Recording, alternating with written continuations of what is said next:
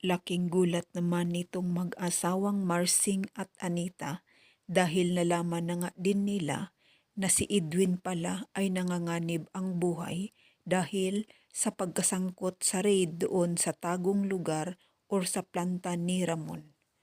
Sa kabilang banda naman ay nakakalaya na nga si Amanda sa kamay ni Agustus sa pamamagitan o ng pagtulong ni Primo at gusto na nga itong magpakalayo-layo kasama ang mga magulang ni Amanda sa probinsya.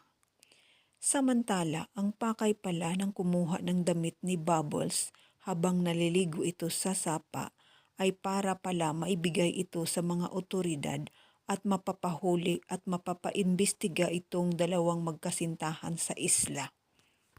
Pero sa sobrang talino at alerto ng dalawa, itong si Bubbles at Tanggol ay hindi sila nagpapahuli.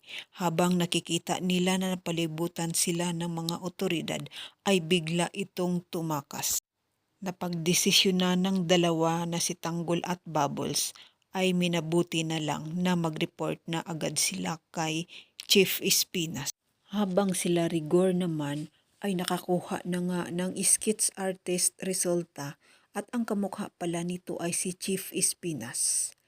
Matuldukan na kaya ang mga pinagawa nitong si Chief Espinas sa loob ng bilibid. Sa kabilang banda naman ay nakatadhana na nga ang pagkikita ng mag-amang Tanggol at Ramon.